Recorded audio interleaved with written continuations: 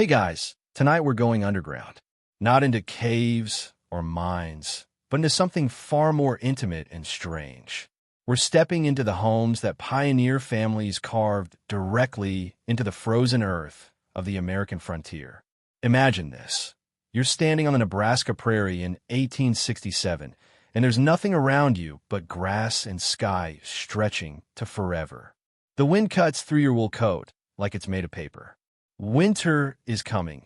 Everyone can feel it in the air, that particular sharpness that says the season will be brutal this year. And there, in the side of a low hill, you see what looks like a wooden door set into the ground itself. That's someone's home, their entire home. Tonight, we're exploring how pioneer families survived the most brutal winters imaginable by literally burying themselves alive. We're talking about dugouts, sod houses, and earth shelter homes that kept people warm when the temperature outside dropped to 40 below zero and stayed there for months. You'll learn how they dug these shelters, how they kept from suffocating underground, and what it felt like to spend an entire winter in darkness, packed into a single room with your spouse, your children, your livestock, and absolutely nowhere else to go. This is survival stripped down to its essentials: earth, fire, and the stubborn human refusal to freeze to death. So, before you get comfortable, take a moment to like the video and subscribe, but only if you genuinely enjoy what I do here. And hey, drop a comment telling me where you're watching from and what time it is for you right now. Are you drifting off in Tokyo at 3 a.m.? Winding down in Sao Paulo after a long day? I love knowing that we're all sharing this quiet space together, even though we're scattered across the world. Now, dim the lights, maybe turn on a fan for that soft background hum, and let's ease into tonight's journey together. You're a homesteader in 1870, and you've just claimed 160 acres under the Homestead Act. Free land, the dream. Except there's a problem. There are no trees. The prairie stretches flat and endless, which means there's no lumber to build a cabin. You have a wagon, some tools, a family to shelter, and winter is 6 weeks away. What do? You dig. The dugout home became the solution for thousands of pioneer families because it required almost no materials. You found a hillside. Any hillside would do, and you carved directly into it, creating a room about 12 by 14 feet. Just big enough for a family of 5 or 6, if everyone stayed friendly. The front of your dugout would be built up with stacked sod bricks, cut from the prairie itself. Sod, that dense tangle of grass roots and earth, was the only building material the plains offered in abundance. Pioneers called it Nebraska marble, which tells you they had a sense of humor about their situation. You'd frame a door and maybe one small window. Then you'd lay timbers across the top, pile more sod on those, and call it a roof. Congratulations, you now live inside a hill. Here's the thing nobody tells you about in the history books. These dugouts were actually brilliant for winter survival. The earth is an incredible insulator. Once you're 4 feet underground, the temperature stays relatively constant year-round, somewhere between 45 and 55 degrees Fahrenheit. That might not sound warm, but when it's 40 below outside and the wind is howling like the world is ending, 50 degrees underground feels like paradise. The U.S. Department of Agriculture actually studied these pioneer structures in the 1930s and confirmed what the homesteaders already knew. Earth-sheltered homes maintain stable temperatures with minimal heating. One small stove could keep a dugout livable all winter, while a surface cabin might require constant fires just to prevent the water bucket from freezing solid. But here's where it gets weird. You'd think living underground would feel like being buried alive, and honestly, for some people it did. But others described a strange sense of safety. One pioneer woman wrote in her diary that when the blizzards came and the world above turned into a screaming white nightmare, she felt protected inside her dugout, like being held by the earth itself, like the planet was keeping her alive. Historians still argue whether these underground homes were desperate measures or genuinely smart adaptations. Some scholars point to similar structures built by indigenous people for thousands of years, the Man in Earth lodges, for example, and suggest that pioneers were simply rediscovering ancient wisdom.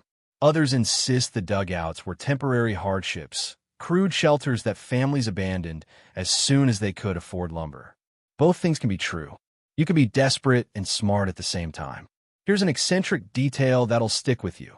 Some families planted wildflowers on their dugout roofs. Not for beauty, though that was a bonus, but because the roots helped hold the sod together and prevent collapse. So you might be lying in your underground home, looking up at your ceiling, knowing that 6 inches above your head, prairie roses were blooming in the sun, living beneath a garden. The psychological effect of that must have been something. Remember this detail about the flowers, because it'll matter later when we talk about what happened during Spring Thaw. But for now, just picture it. A family of 6, a milk cow, maybe some chickens, all crowded into a space the size of a modern bedroom, while above them, roots and earth press down, and winter settles in for the long, dark months ahead. They called a home, and somehow, impossibly, it worked. The cold is coming, and there's nowhere to go but down. Let's follow them beneath the earth and see how they survived. You have 6 weeks, maybe less if the weather turns early. 6 weeks to carve a home out of the earth before the first real blizzard hits. And if you don't finish in time, your family will freeze to death on the open prairie. There's no drama in that statement. It's just arithmetic, the math of survival. So you start digging. The first thing you need to understand is that choosing your hillside matters more than almost any other decision you'll make. You're not just looking for any slope. You need southern exposure if possible, so whatever weak winter sun manages to break through will hit your door. You need good drainage, because you're essentially creating a cave, and caves flood. You need soil that's dense enough to hold its shape, but not so rocky that every shovelful breaks your back. And you need to start right now.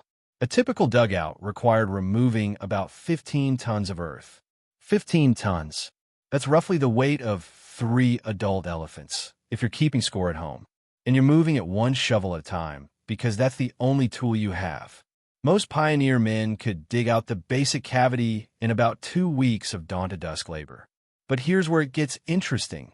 This wasn't just men's work.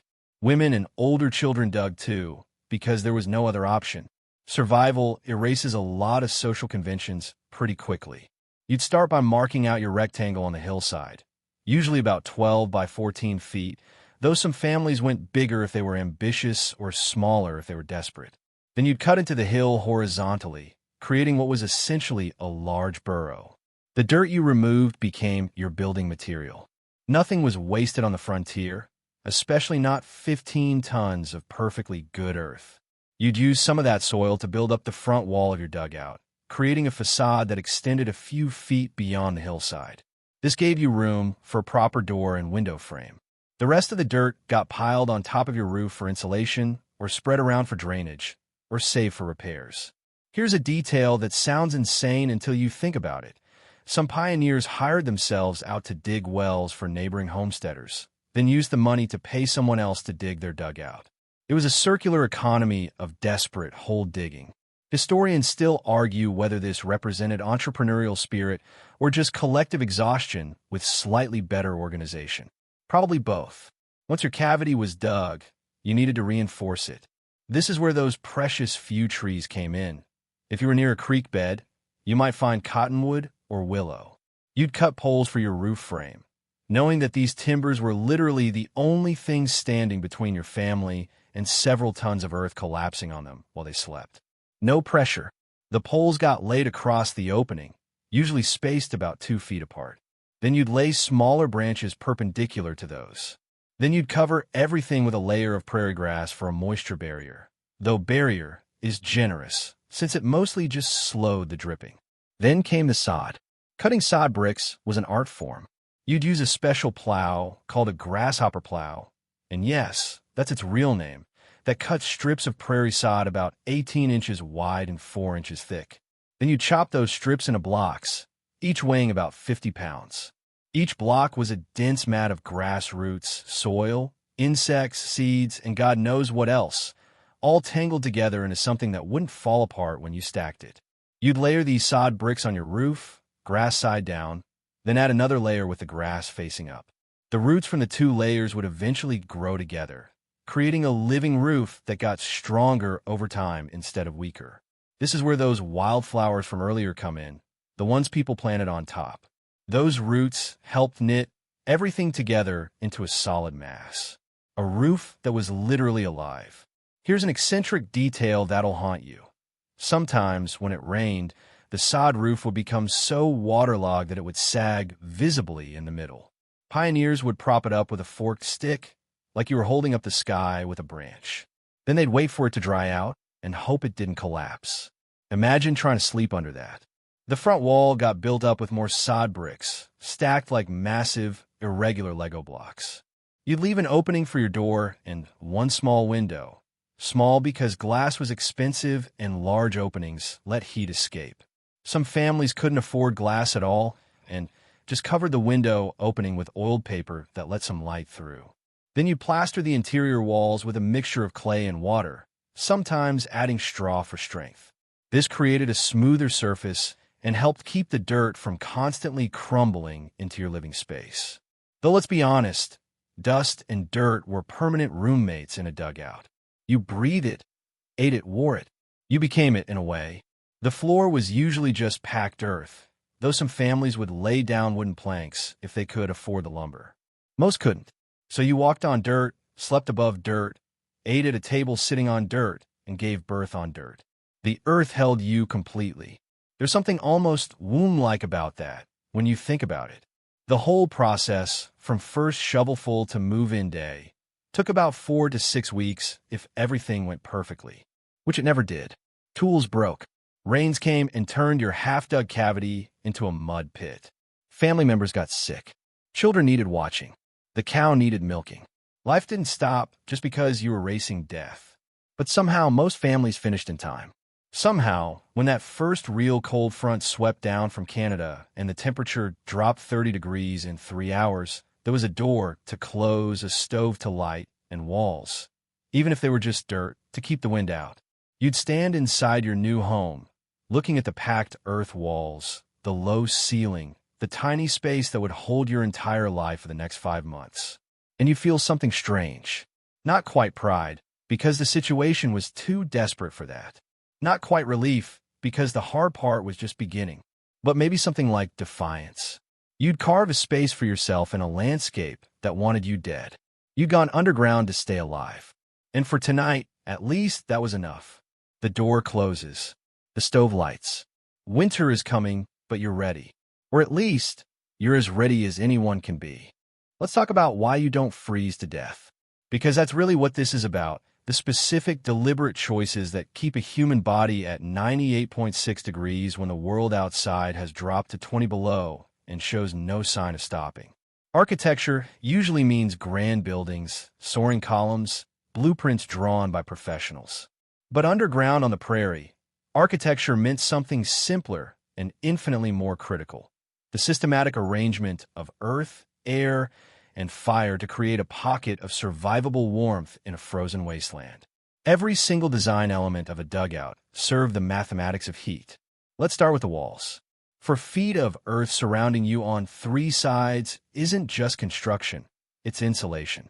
Soil has a thermal mass that absorbs heat slowly and releases it just as slowly. This means that once you warm up your dugout interior, those earth walls hold that warmth, radiating it back gently through the long winter nights. The thermal conductivity of packed earth is roughly 0.6 watts per meter Kelvin, if you care about the science. What that means in practical terms is that earth is about 5 times better at insulating than an uninsulated wooden wall would be. The pioneers didn't know the physics. They just knew it worked. Your ceiling, that living roof of sod and grass, provided another 2 feet of insulation above your head. When snow piled on top, which it always did, you gained even more insulating value. Snow is mostly trapped air, and air is one of nature's best insulators. So a heavy snow year, paradoxically, meant a warmer dugout. Some pioneers reported that under 3 feet of snow, they barely needed to run their stove at all. The combination of earth walls, sod roof, and snow blanket created what modern engineers would call a super-insulated envelope. But insulation only matters if you're generating heat in the first place. That's where the stove comes in. Most dugouts had a small cast iron stove, usually placed near the center of the room to radiate heat evenly. These weren't fancy, just a basic box stove that burned wood, coal if you could get it, or twisted bundles of dry grass called cats. Prairie grass burns fast and hot, but doesn't last long, so you need to feed the stove constantly. Some families would take shifts through the night, waking every few hours to add fuel. Sleep became fractured, interrupted, a series of short naps, punctuated by the ritual of keeping the fire alive. Because if the fire went out completely and the dugout got truly cold, it could take hours to warm back up. Hours of shivering, of breath turning to frost, of children crying from the cold. So you didn't let it go out. The chimney placement was crucial, and this is where pioneer ingenuity really showed. You couldn't just poke a pipe straight up through your sod roof because the heat would dry out the sod, kill the grass roots, and compromise your roof's integrity. Plus, melting snow would drip directly onto your stove. Instead, most dugouts ran the chimney pipe at an angle, exiting through the front wall above the door. This kept the roof intact and created a better draft. A good draft meant better combustion, which meant more heat from less fuel. Historians still argue whether the angled chimney was a deliberate innovation or just the easiest way to solve multiple problems at once. Maybe it was both. Necessity and ingenuity look pretty similar when you're trying not to die. Here's an eccentric detail that reveals how obsessed pioneers became with heat management. Some families would heat large stones on their stove during the day, then wrap them in cloth and take them to bed at night. These bed warmers would radiate heat for hours, creating little islands of comfort in the cold darkness. Children would fight over who got the warmest stone. The door itself was a critical component of the thermal architecture. Most dugout doors were solid wood, often double-layered with cloth or hides tacked between the layers for extra insulation. The door had to fit tightly in its frame. Gaps meant heat loss and cold drafts that no amount of stoking could overcome. Some families hung a heavy blanket or buffalo hide just inside the door, creating an airlock effect. When someone went outside, the hide would fall back into place, preventing that blast of cold air from penetrating deep into the living space. Think of it as a primitive mudroom, except it was just a hanging skin. The single small window was similarly optimized for heat retention. Glass conducts heat away from warm spaces, so a small window meant less heat loss. At night, families would cover the window with a wooden shutter or thick cloth to add another layer of insulation. During the day, that tiny window became precious, not for heat, but for light and psychological survival. But we'll get to that later. Floor placement mattered too, though this is less obvious. Cold air sinks, so the packed earth floor became the coldest part of your living space. This is why dugout families spent so much time on raised surfaces, beds, benches, anything to get them up off that cold ground. Some families would lay down thick layers of straw on the floor, creating a kind of primitive carpet that provided both insulation and a slightly softer surface. The straw would get compressed over the winter, pounded down by constant foot traffic, but it still helped. You'd replace it in spring, when the old straw would be a matted, dirty mess of months of living. Ventilation was the dark side of all this insulation. You needed fresh air to breathe and to keep the stove burning, but every crack and gap let precious heat escape. So you had to balance suffocation against freezing, which is about as grim a choice as it sounds. Most dugouts had small ventilation holes near the ceiling, sometimes covered with cloth to slow the air exchange, but not stop it entirely. The chimney also pulled some air through as it drafted, creating a slow circulation. But on the coldest nights, when the wind howled and the temperature outside dropped to 40 below, families would block the ventilation holes completely and just deal with the stale, smoky air. You'd wake up with a headache, your lungs feeling heavy, but at least you'd wake up. The alternative was worse. Here's something that modern humans forget. These dugouts maintained interior temperatures around 45 to 55 degrees Fahrenheit. That's cold by our standards. We keep our homes at 68 to 72 degrees and still complain. But when it's 40 below outside, 50 degrees feels like a sauna. You wore layers constantly. Wool socks, wool sweaters, wool everything. You kept a shawl or blanket wrapped around your shoulders even while cooking. You learned to function in perpetual cold that was just barely not freezing. And you're grateful for it, because you were alive and all around you, buried in snow drifts on the open prairie, were the frozen bodies of cattle and sometimes people who hadn't made it to shelter in time. The architecture of warmth wasn't about comfort. It was about survival measured in degrees. And every degree mattered. Here's the problem nobody warns you about. Fire consumes oxygen. So do human lungs. So do the lungs of your children, your spouse, and the milk cow you brought inside, because it would freeze to death otherwise. You're all underground in a sealed earth box, and you're all competing for the same limited supply of breathable air. Welcome to the mathematics of suffocation. The cast iron stove that keeps you from freezing is also slowly consuming the oxygen in your dugout. Every log that burns, every bundle of prairie grass twisted into fuel requires oxygen to combust. The chemical equation is simple. Fuel plus oxygen equals heat, carbon dioxide, and various other combustion byproducts. In a well-ventilated space, this isn't a problem, but you're living in a hole in the ground. Pioneer families had to become amateur atmospheric engineers without knowing anything about chemistry or physics. They had to learn, through trial and error, and sometimes tragedy, how to balance three competing needs: staying warm, breathing clean air, and not filling their shelter with toxic smoke. The chimney draft was your first line of defense. A properly functioning chimney creates negative pressure. Hot air rises through the pipe, pulling smoke and combustion gases with it, and drawing fresh air in through whatever cracks and gaps exist in your door and walls. This is called the stack effect, and it's the same principle that makes tall chimneys work on factories and houses. But here's the thing about dugout chimneys. They were often makeshift, cobbled together from whatever pipe sections the family could afford or salvage. Joints didn't always seal perfectly. Pipes weren't always the right diameter. The angle through the wall might not create optimal draft, which meant smoke backed up into your living space. Imagine trying to sleep while smoke curls along your ceiling, stinging your eyes, making every breath taste like charred wood and prairie grass. You couldn't open a window. It's 40 below outside. You couldn't open the door without losing all your heat. So you just endured it. Historians have found diary entries from pioneer women describing chronic coughs, burning eyes, and headaches that lasted for months. These weren't just inconveniences. They were symptoms of constant low-level smoke inhalation and carbon monoxide exposure.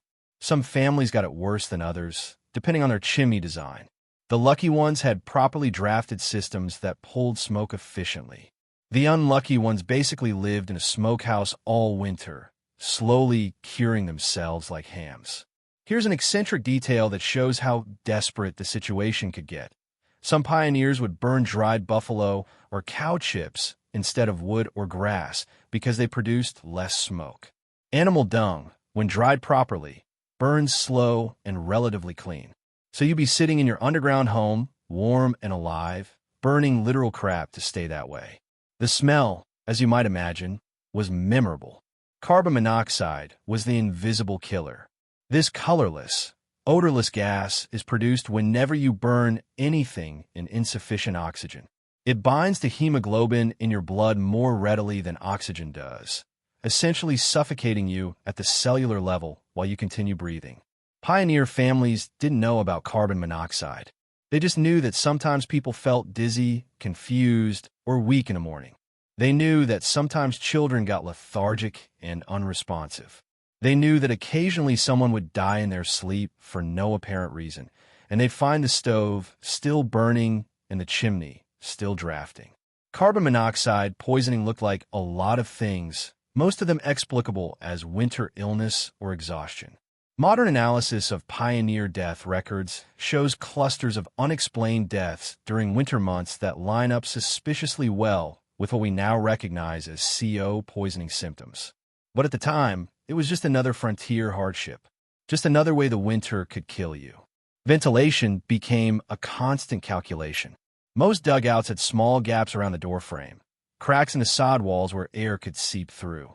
These weren't design flaws, they were survival features. Those gaps provided makeup air for the stove and fresh oxygen for breathing. But they also let in cold.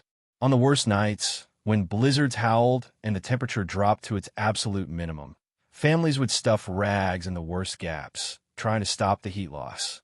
This reduced ventilation even further, making the air inside thick, stale, and potentially dangerous. You had to choose: be cold but breathe clearly, or be warmer but risk suffocation. Most families chose warmth. They'd rather risk dizziness and headaches than let their children freeze. Some pioneers developed crude ventilation systems, small holes near the ceiling that could be opened or closed with wooden plugs. The idea was that stale air, being slightly warmer, would rise and exit through these holes while fresh air came in through the lower gaps around the door. It's not a bad theory, actually. In practice, it sort of worked, as long as you remembered to open the ventilation holes and didn't mind losing heat through them. But on the coldest nights, survival instinct overrode everything else, and those holes got plugged tight. Here's something that'll stick with you. The cow breathing in the corner wasn't just taking up space, it was contributing significantly to the CO2 load in the dugout. A dairy cow exhales roughly the same amount of carbon dioxide as 4 adult humans. So bringing livestock inside for warmth meant your air quality got much worse much faster. But it also meant the cow survived to provide milk in the spring.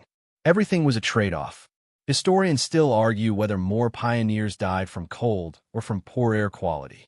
It's impossible to know because the symptoms overlap and record-keeping was spotty at best. A child who died of winter fever might have succumbed to actual illness, or to carbon monoxide poisoning, or to a combination of both. The data just doesn't exist. What we do know is that by midwinter, most dugout dwellers had adapted to air quality that would be considered uninhabitable by modern standards. Your body can adjust to higher CO2 levels if the increase is gradual. You feel tired, sluggish, mentally foggy, but you function. You just function worse. And you don't realize how much worse until spring comes and you finally breathe clean air again. Some pioneers described that first deep breath of fresh spring air as almost painful. Their lungs had forgotten what oxygen-rich air felt like. The smoke smell never left your clothes, your hair, your skin. You became a smoke thing yourself. Winter after winter underground, breathing air that was never quite clean, never quite fresh, always carrying that taste of char and earth and too many bodies in too small space. But you were breathing, and that, in the end, was what mattered. The fire kept burning, the smoke kept rising, the air kept circulating just barely enough. And tomorrow, you'd wake up and manage the same careful balance all over again. Because that's what survival looked like. Not dramatic moments of heroism, but endless daily calculations of acceptable risk. How much smoke can we breathe? How little air can we survive on? How long can we keep this up? The answer was always, one more day. Just one more day. Let's talk about food. Specifically, let's talk about keeping food edible for 5 months when you have no refrigerator, no grocery store, and no way to get more supplies until spring. You're underground, which solves some problems and creates others. The temperature in your dugout stays relatively constant, somewhere between 45 and 55 degrees Fahrenheit. This is actually perfect for food storage. It's cool enough to slow bacterial growth and spoilage, but not so cold that everything freezes solid. You've accidentally built a root cellar that you happen to live inside. Pioneer families stored their winter provisions using the same space they slept in, cooked in, and spent every waking hour. There was no separate pantry, no dedicated storage room. Your food lived with you, stacked along the walls, hanging from the ceiling, tucked under beds. You could smell everything you owned, all the time. The most important staples were flour, cornmeal, salt pork, and dried beans. These were stored in wooden barrels or cloth sacks positioned against the coolest wall, usually the back wall, farthest from the stove. Flour barrels had to be kept absolutely dry because dampness meant mold, and mold meant starvation. Some families lost entire winter supplies to moisture seeping through inadequately sealed containers. Potatoes, turnips, carrots, and other root vegetables were stored in bins or boxes, often covered with layers of straw or sand to maintain humidity and prevent sprouting. The constant cool temperature of the dugout was ideal for this, better than most modern root cellars. Actually, your vegetables could last until April if you were careful. But here's where it gets interesting. The food storage itself became part of your insulation system. Those barrels of flour, those bins of potatoes, they added thermal mass to your space. They absorbed heat during the day and released it slowly at night, helping to stabilize the temperature. You were living inside your pantry, which was also part of your heating system. Everything served multiple purposes because waste was death. Dried meat was hung from ceiling beams. Strips of venison, beef, or buffalo that had been salted and air-dried back in autumn. The low humidity and cool temperature kept it from spoiling, though you had to watch for mold. Some families smoked their meat first, which added preservation time and flavor. That meat hung above your head while you slept. Sometimes a piece would fall during the night, landing on someone's face, which must have been startling. Eggs were a precious commodity. If you'd brought chickens into the dugout, and many families did, you might get a few eggs per week, even in winter. These were stored in crocks filled with a solution of water glass, sodium silicate, which sealed the porous shells and kept them fresh for months. The chemistry wasn't understood, but the method worked. You could crack open an egg in February that had been laid in October, and it would be perfectly good. Milk was more complicated. If you had a cow inside with you, you got fresh milk daily, but you couldn't store it long. Even the cool dugout, raw milk would sour within a few days. So families made butter and cheese, which lasted longer. Butter was stored in crocks and covered with cloth soaked in salt water. Cheese hung in cloth bags from the rafters, aging slowly in the cool air. Your ceiling became a delicatessen. Here's an eccentric detail that reveals how resourceful pioneers had to be. Some families would freeze milk in containers outside during the coldest part of winter, then bring the frozen blocks inside and chip off pieces as needed. The milk would stay frozen in the dugout's cool temperature, giving them a kind of primitive frozen storage. Ice cream was a rare treat, but it happened. Sweetened cream frozen outside, then eaten quickly before it melted. Winter birthdays might warrant this extravagance. Preserves, jellies, and pickled vegetables were kept in glass jars or ceramic crocks, sealed with wax or cloth. These lined the shelves that most families built into their earth walls, simple boards wedged into carved niches in the packed dirt. Your walls were your cupboards.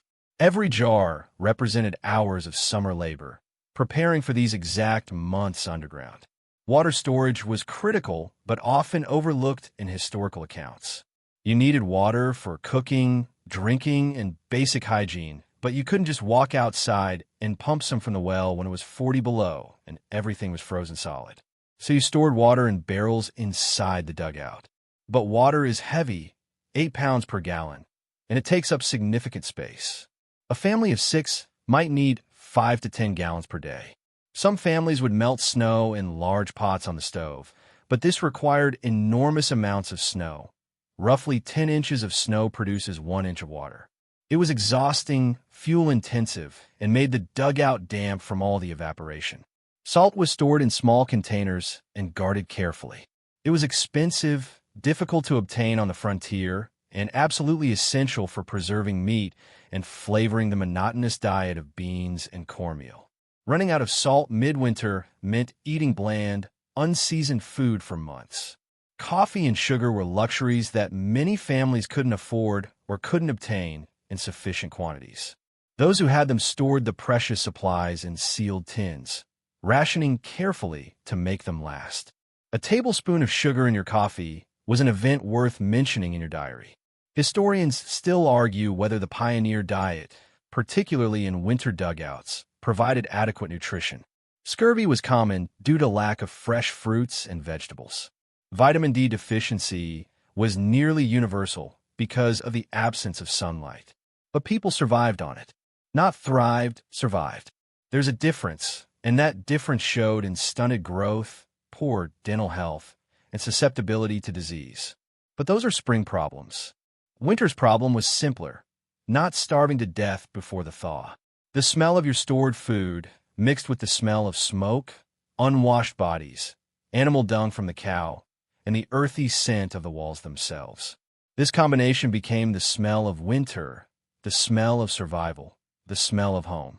You stopped noticing it after a while. Your nose adapted, your brain filtered it out. But visitors, if any were brave or foolish enough to travel in winter, would be hit by the smell the moment the door opened. That concentrated essence of human habitation in a confined space. It must have been overwhelming, but to the family living there, it was just the smell of still being alive, of having enough stored away to make it through. Your pantry surrounded you, protected you, sustained you. You lived inside your food supply, and your food supply lived with you. A perfect closed loop of survival. You hear it before you see it. A low roar in the distance, like the earth itself is growling. The sky turns a strange yellow-gray, and the air feels heavy, pressing down on you. The animals sense it too. The cow shifts nervously, the chickens go quiet. Even the children stop playing and look toward the door with something like instinct. A blizzard is coming, and once it arrives, you might not see the sun for weeks. The first rule of blizzard survival is simple: get inside and stay inside. Pioneer families who understood this lived. Those who didn't sometimes died within 50 feet of their own front door, disoriented and frozen, unable to find their way back in the whiteout. It sounds impossible until you understand what a true prairie blizzard does to perception. The wind screams at speeds up to 70 miles per hour, driving snow horizontally with such force that it feels like being sandblasted. The snow isn't falling, it's flying, swirling, creating a complete whiteout where you can't see your hand in front of your face. There's no up, no down, no direction at all. Just white chaos and cold that strips heat from your body in minutes. Some pioneers stretched ropes between their dugout and their barn or outhouse, literal lifelines that let them navigate the 10 or 20 feet without getting lost. Those ropes saved lives during blizzards when even that short distance became a death trap. But most dugout families didn't have separate structures. Everything was in one room, which meant when the blizzard hit, you were already exactly where you needed to be. You sealed the door tight, stuffed rags in every crack, and settled in for however long it took. Sometimes that was 3 days. Sometimes it was 3 weeks. The psychological challenge of being trapped underground during a blizzard was something pioneer diaries mention again and again. The wind created a constant roar that never stopped, day or night. It howled and shrieked and pounded against your door like something alive trying to get in. The noise alone could drive you half-mad. Children cried from the relentless sound. Adults grew short-tempered, snapping at each other over nothing. The air inside grew stale and thick. The stove required constant attention. Time lost all meaning in the darkness. You couldn't tell if it was day or night, and after a few days underground, it stopped mattering. You existed in a permanent dim twilight, measured not by the sun, but by the rhythm of the stove. Feed the fire. Sleep. Wake. Feed the fire. Sleep. Over and over. Here's an eccentric detail that shows how desperate the isolation could become. Some families would talk to the cow as if it were another adult, having full conversations with the animal just to hear a different voice and maintain some sense of social interaction. The cow, for its part, seemed content with the arrangement. Food preparation during extended blizzards became increasingly basic. You couldn't waste fuel on elaborate cooking, so meals simplified to whatever could be prepared quickly on the stove. Beans soaked and boiled, cornmeal mush, salt pork fried in its own fat. The same meal over and over until you stopped tasting it. It was just fuel for your body, same as the wood was fuel for the stove. Water became more precious during long blizzards. Your stored supply dwindled, and you couldn't safely go outside to pump more or gather snow. Some families ran dangerously low, rationing water to barely enough for drinking, with nothing left for washing. Hygiene collapsed completely during the worst storms. You wore the same clothes for weeks. You didn't bathe, there was no water to spare, and no way to stay warm while wet. Chamber pots went unemptied longer than anyone wanted because opening the door, even a crack, let in a blast of wind and snow that could extinguish your stove and fill the dugout with drifts. So you held your breath and lived with the smell. The darkness was its own kind of violence. Your tiny window, if you had one, would be completely covered by snow within the first hours of the storm. The weight of the drifts could break the glass. so smart families covered their windows with wooden shutters before the storm hit, sealing themselves in complete darkness except for the stove and whatever lamp oil they could spare. Lamp oil was expensive and finite. You rationed light the same way you rationed food. Most of the time, you sat in darkness, feeling the presence of your family around you, hearing their breathing, their movements, existing together in a space so confined that you couldn't escape each other even if you wanted to. Historians still argue whether these forced intimacies strengthened family bonds or destroyed them. Probably both, depending on the family. Some grew closer, learning to coexist peacefully in impossible conditions. Others developed resentments and tensions that lasted years. You can't know how you'll react to being trapped underground in the dark with the same people for weeks until you've done it. And by then, it's too late to choose differently. Children struggled most with the confinement. They had no outlet for their energy, no space to run or play. Parents did their best, telling stories, singing songs, playing simple games in the lamplight when oil allowed. But eventually, even the stories ran out. Eventually, there was nothing left but waiting. One pioneer woman wrote in her diary about the silence that would sometimes fall over her family during the worst blizzards. Not the silence of peace, but the silence of people who had nothing left to say to each other, sitting in the dark, listening to the wind, waiting for it to end. She called it the heavy quiet. That phrase haunts me. The sound of the blizzard itself became a kind of white noise after a while. Your brain adapted, filtering it out until you almost stopped hearing it. But it was always there, that underlying roar, reminding you that just outside your door was a force that would kill you in minutes if you were foolish enough to face it. So you didn't. You stayed inside your earth-walled hole and tended your fire and ate your beans and waited. And sometimes, in the middle of the night, you'd wake to absolute silence. The wind had stopped. The blizzard had passed. The relief was physical, like a weight lifting off your chest. You'd light a lamp and look at your family's faces, pale, tired, but alive, and someone would move toward the door. Opening it after days or weeks sealed inside was always a moment of anxiety. Snow could be piled 6 feet high against the door, requiring you to dig your way out from the inside. Sometimes the snow had drifted so heavily over your dugout that you emerged into a completely transformed landscape, with only the smoke from your chimney marking where your home existed beneath the white. But the storm was over. The sky was clear, and you had survived another one. Until the next time, because there was always a next time, let's talk about what happens to your mind when the sun disappears. Not just for a day or two, but for months. You're underground, remember. Your window, if you have one, is maybe 12 inches square. During a blizzard, it's covered with snow. On clear days, the winter sun is so low on the horizon that it barely reaches your door. Inside the dugout, you exist in perpetual twilight, a dim gray-brown gloom that never quite becomes day and never quite becomes night. Your circadian rhythm, that ancient biological clock that has governed human life since we were fully human, starts to break down. You lose track of time in ways that are hard to explain. Is it morning or afternoon? You genuinely can't tell. Has it been 3 days since the last blizzard or 5? The days blur together into one continuous dim existence, marked only by meals and sleep, and eventually even those lose their regular rhythm. Some pioneers kept careful journals, marking each day with a line or a notation, using the calendar as an anchor to reality. These journals weren't about recording events. Nothing happened underground in winter. They were about maintaining sanity by proving that time was still passing, that eventually this would end. The lack of sunlight did physical things to your body that pioneers couldn't explain but definitely felt. We now know about seasonal affective disorder, about vitamin D deficiency, about the role of natural light in regulating mood and hormone production.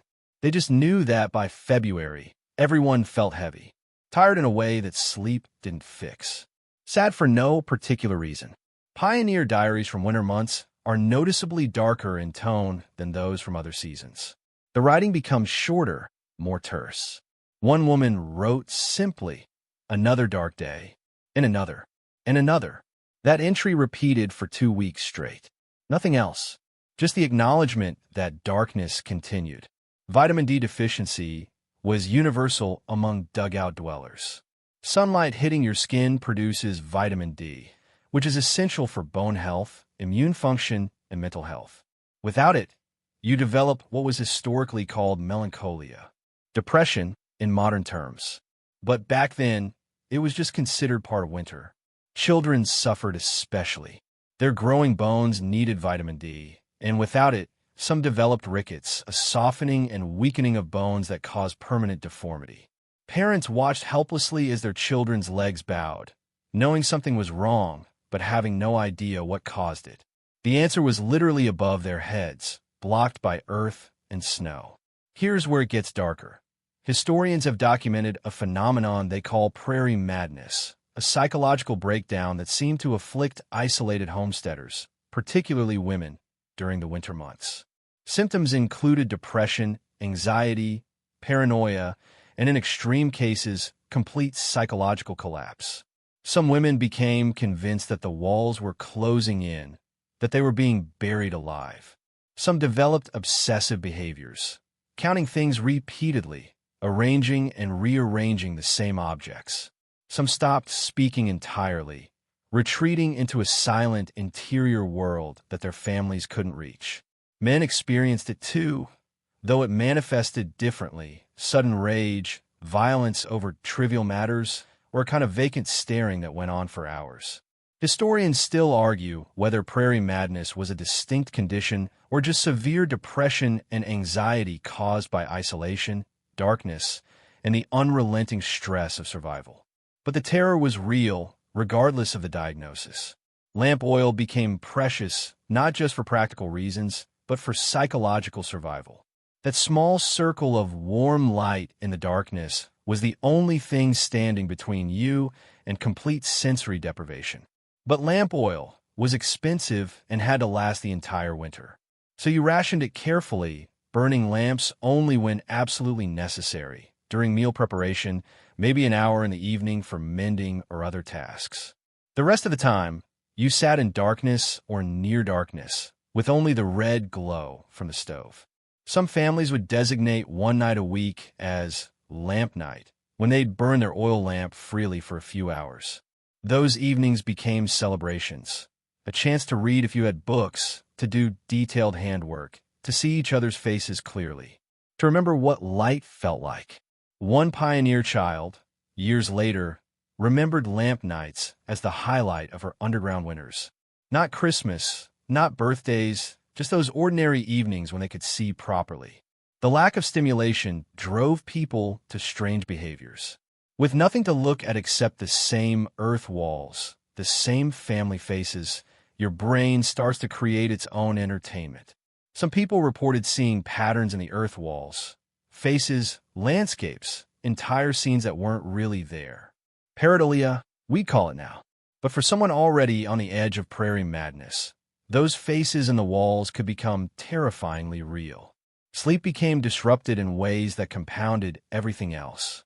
Without natural light to regulate your sleep cycle, you'd sleep in fragments, dozing off, waking, dozing again, never quite sure if you'd slept for minutes or hours. This chronic sleep disruption made the depression worse, which made the sleep problems worse still. A downward spiral in the dark. Here's an eccentric detail that shows how desperate people became for mental stimulation. Some families would rearrange their furniture once a week, just to make the space feel different.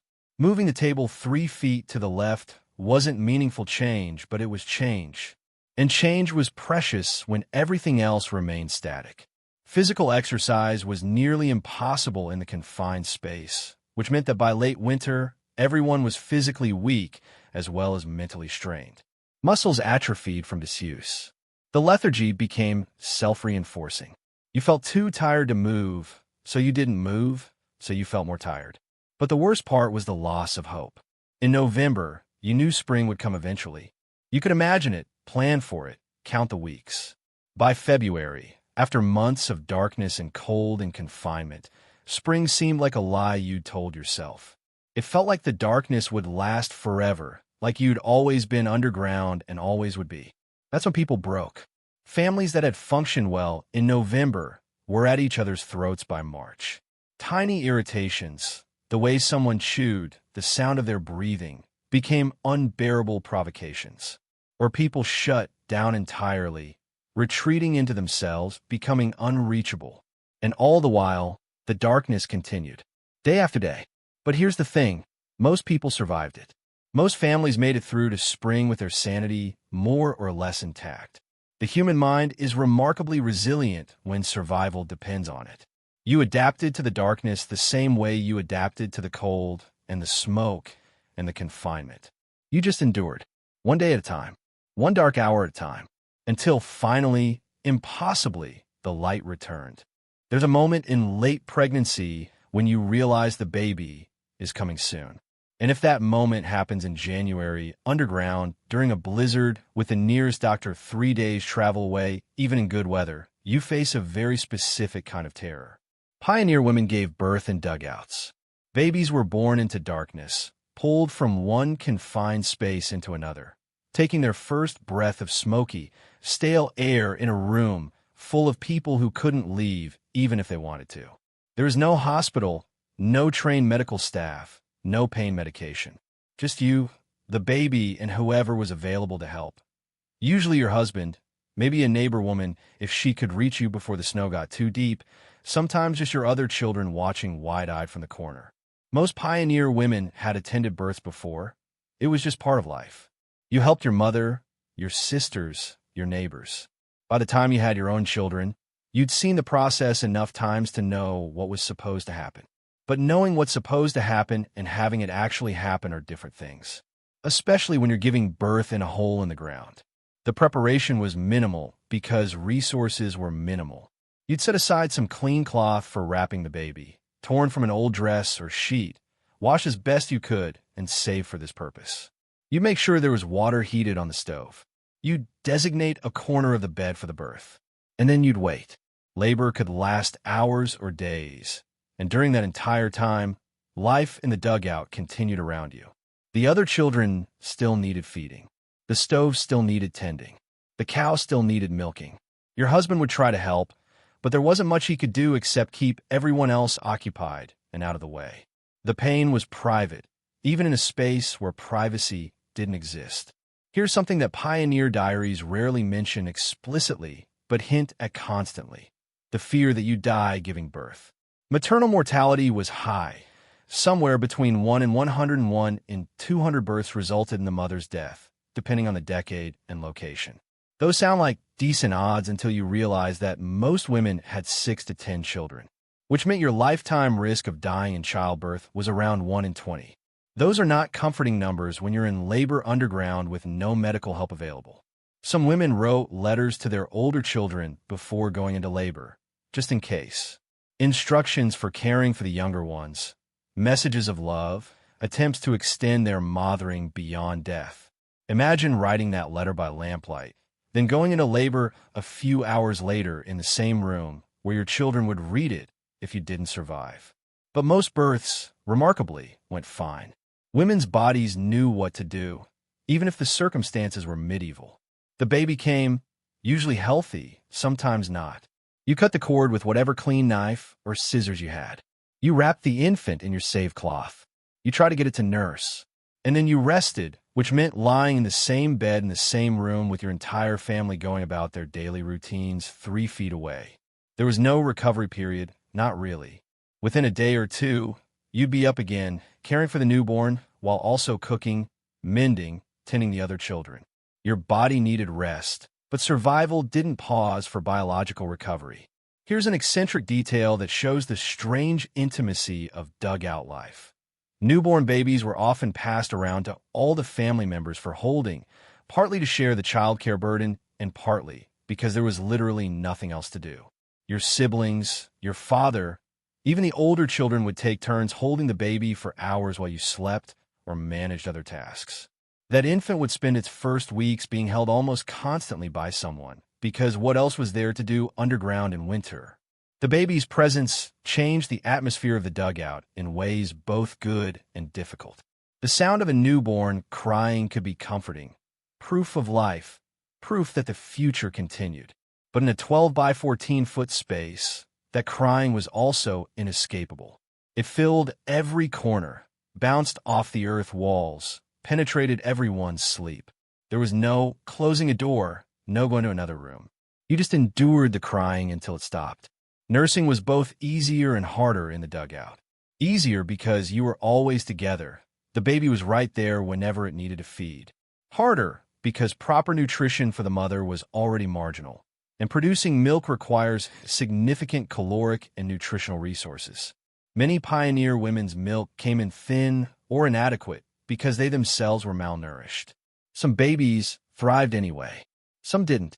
Infant mortality was staggeringly high. Somewhere around 20 to 30% of babies didn't survive their first year. The causes were various: disease, malnutrition, respiratory problems from the constant smoke, or sometimes nothing identifiable at all. Babies just died sometimes, and you buried them in the frozen ground when spring came and the earth was soft enough to dig. Historians still argue whether the close quarters of dugout life increased infant survival, constant warmth, constant attention, or decreased it, disease transmission, poor air quality.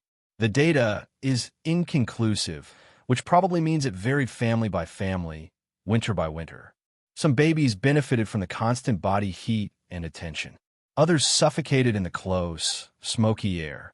Older children had to adapt to the new arrival while also dealing with their own confinement. A toddler who was already struggling with being trapped inside now had to share even more of their parents' attention with a demanding newborn. Jealousy, resentment, and love all tangled together in that small space. Some older children became fiercely protective of their new siblings. Others regressed, acting out, seeking attention in whatever ways they could. Parents did their best to manage the dynamics, but there's only so much you can do when everyone is stressed, confined, and slowly going stir-crazy. The baby grew in darkness, developing in an environment that no modern parent would consider acceptable. But the baby didn't know anything different. That dim, smoky, crowded dugout was the entire world, and the faces hovering above, mother, father, siblings, were the sun and moon and stars. By the time spring came and the family emerged into daylight, that baby would see the sky for the first time. Imagine that moment. A 4-month-old infant, born underground, carried into sunlight and open air for the very first time. What must it have felt like? Did they cry from the brightness? Did they turn their face toward the warmth instinctively, feeling the sun that their body had been genetically designed to know but had never experienced? We don't have many accounts of this because pioneers didn't think to record it. It was just what happened. But I think about those babies sometimes, those winter-born children who spent their first months beneath the earth, in darkness, breathing smoke, hearing only the sounds of their family and the wind outside. They survived. Most of them grew into adults who remembered nothing of those underground months. But their bodies remembered. In their bones, in their lungs, in some deep cellular way, they carried the knowledge of what their family had endured to keep them alive. That's legacy. That's what survival costs and what survival gives. You wake up one morning and something feels different. Not dramatically different, just a subtle shift in the air, a change in the quality of silence outside. The wind sounds less angry. The cold feels less absolute. And then you hear it, dripping, water melting somewhere above your head, finding its way through the sod roof, through the layers of earth and grass roots, dripping into your living space in slow, steady drops. Spring is coming, and spring, it turns out, brings its own problems. The snow that has protected and insulated your dugout all winter is now melting, and all that water has to go somewhere. Some of it evaporates. Some of it runs off across the prairie. And some of it, too much of it, seeps directly through your roof and walls. Your home is becoming a mud pit. The first drips are almost welcome. They mean winter is ending, mean you've survived, mean the sun is finally warm enough to melt the snow. But within days, those few drips become streams. Water runs down your earth walls, turning the packed clay back into slippery mud. Your floor becomes a swamp. Everything you own gets damp, then wet, then soaked. Bedding, clothes, stored food. all of it absorbing moisture that you can't stop and can't dry out because the dugout stays cool and the air is too humid. Mold blooms on everything. Green and black patches spreading across fabric, leather, wood. That smell, that distinctive musty reek of active mold growth, fills the dugout, replacing the smoke smell you'd grown accustomed to. Your lungs, already compromised by months of smoke inhalation, now struggle with mold spores. Everyone coughs constantly, bringing up phlegm, fighting respiratory infections that seem to come from nowhere, but actually come from breathing in your disintegrating home. Here's where those wildflowers you planted on your roof last spring become relevant again. Remember them? Those roots that helped hold your sod together during winter now become channels for meltwater, directing it through your roof in concentrated streams instead of letting it spread evenly. The very thing that protected you in winter betrays you in spring. Some dugout roofs collapsed entirely during spring thaw. The weight of waterlogged sod, hundreds of pounds heavier when saturated, would exceed what the timber beams could support. You'd hear warning creaks and groans, giving you maybe minutes to evacuate before several tons of mud came crashing down. Families lost everything in these collapses. Furniture, food stores, clothing, tools, all buried under mud and debris. Some people were injured or killed, trapped inside when the roof gave way. Pioneer death records show spikes in March and April, and while some of these were from disease, others were from structural failures. You survived the winter only to be crushed by spring. Even if your roof held, you still had to deal with the flooding. Water pooled on your floor, mixing with months of accumulated dirt, food scraps, and animal waste into a vile slurry. You tried to bail out, bucket by bucket, but more kept seeping in. The only solution was to abandon the dugout until things dried out, which meant going outside for the first time in months.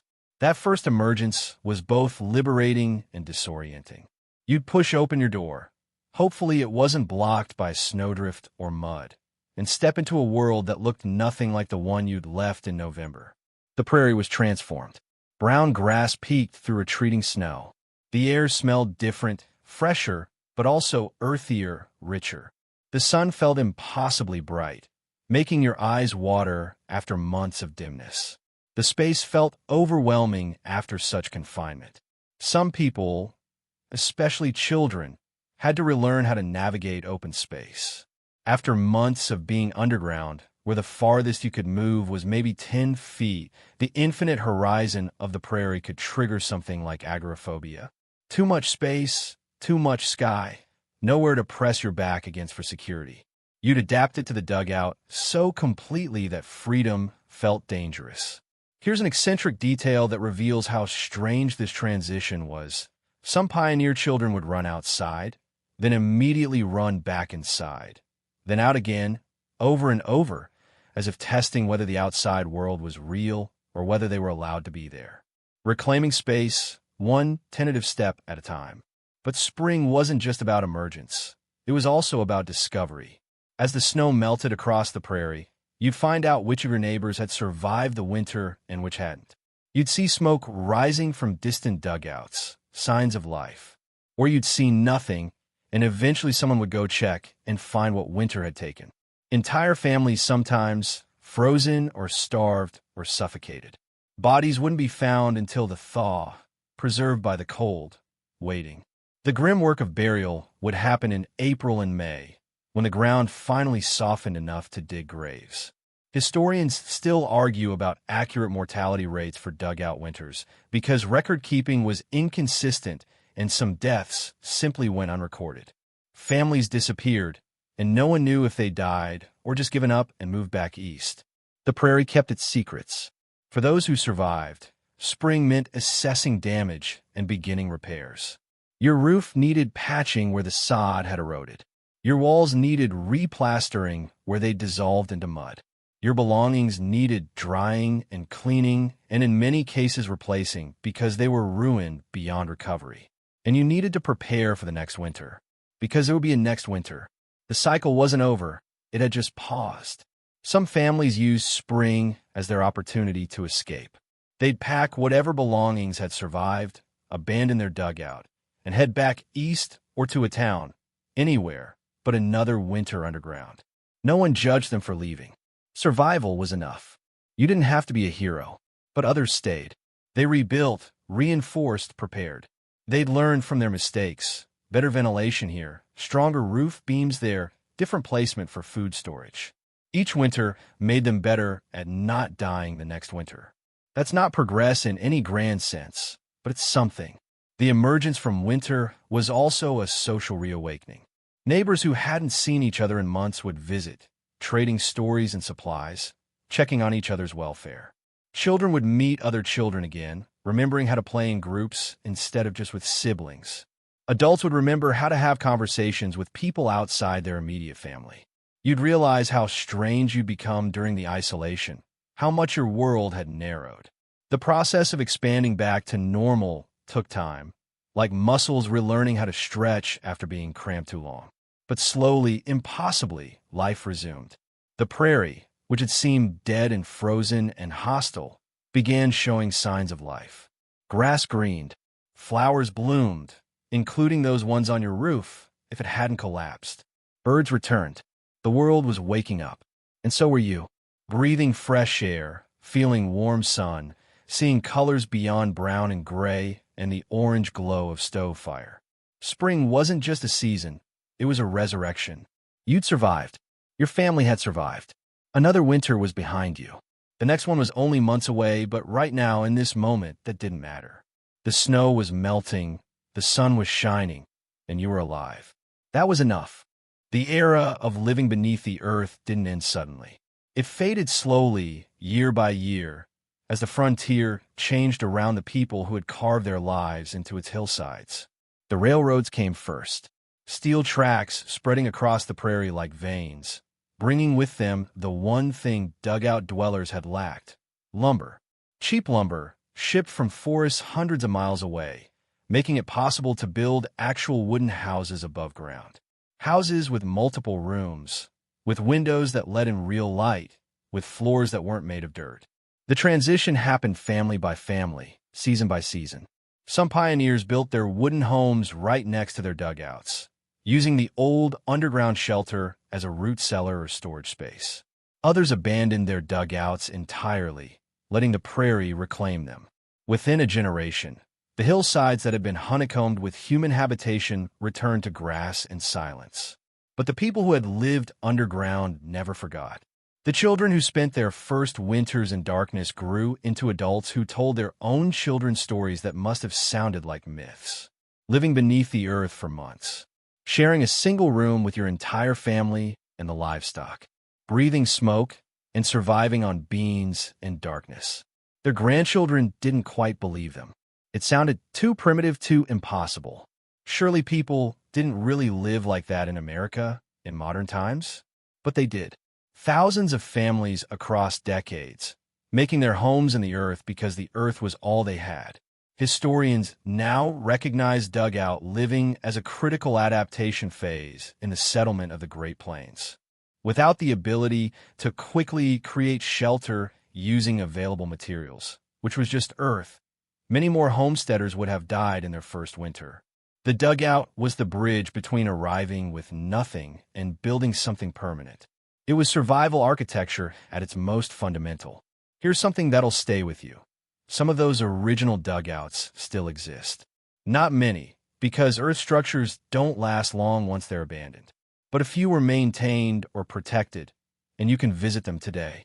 You can duck through a low doorway and stand in the same space where a family of 6 spent 5 months in near darkness, tending their fire, rationing their food, fighting their slow descent into prairie madness. The walls are still there. The ceiling still presses down. The single small window still lets in that inadequate light. And standing there, in that dim, confined space, you start to understand something that no history book quite captures. The sheer stubborn endurance it took. Not just physical survival, but psychological survival. Choosing, day after day, to keep living in conditions that would break most modern people within a week. Because what choice did you have? You claimed your land. You dug your shelter. Winter had come, and somewhere in the future, impossible to imagine in February, but real nonetheless, spring would return. You just had to outlast the darkness. The descendants of dugout dwellers carry something in their family memory, a knowledge of hardship that's different from poverty or war or other forms of suffering. This was the choice to place yourself in an impossible situation and then refuse to die from it. That's a specific kind of courage. Not dramatic or heroic in the traditional sense, but steady and relentless and utterly necessary. Some family histories include references to the underground years, a phrase that sounds almost mythological, as if their ancestors had lived in some underworld realm in a time before time, in conditions that couldn't really have existed. But they did exist. For thousands of families, the underground years were as real as the ground beneath their feet, as real as the cold that never quite left their bones, as real as the darkness that became more familiar than light. The last families to live in dugouts year-round were probably in the early 1900s, though some structures continue to be used seasonally or for storage well into the 1920s. By then, the frontier had been declared closed.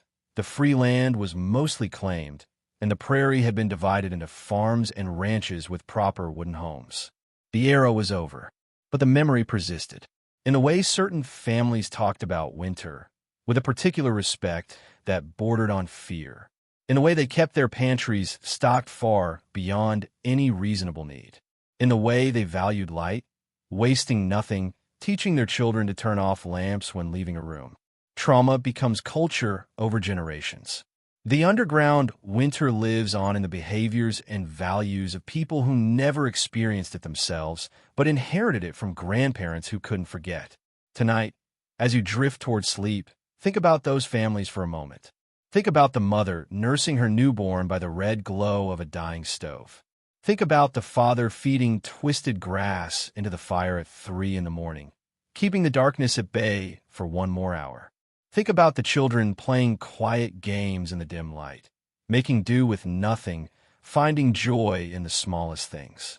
Think about all of them, pressed together in their earth-walled room, surviving one more day, and then one more, and then one more after that, until finally, impossibly, spring returned. The snow melted. The door opened. The light came back, and they emerged, changed but alive, ready to face whatever came next. That's the story of the underground winter. Not a story of triumph or glory, but of endurance, of ordinary people doing extraordinary things because the only alternative was death. And they chose life. Every cold morning, every dark hour, every moment they wanted to give up but didn't, they chose life. That choice echoes forward through time, reaching us here, now, in our warm rooms with our electric lights and our full refrigerators. We exist because they endured. We breathe because they refused to stop breathing. We sleep in comfort because they slept in darkness and cold and woke up anyway. The underground winter is over, but its lesson remains. That survival isn't about being strong or brave or special. It's about continuing, one day at a time, one breath at a time, until the darkness ends and the light returns. As it always does, as it always will. Rest now. You're safe. You're warm. You're above ground, with the sky above you and the world spread wide. The winter has passed. The underground years are over. Sleep comes easy now, in the light and warmth we've inherited from those who endured the darkness, so we wouldn't have to. Close your eyes. Let the weight of history settle gently around you like a blanket, and know that you're connected to everyone who ever survived something impossible and lived to tell about it. You're part of that long chain of endurance, and that's something worth carrying into your dreams. Sweet dreams.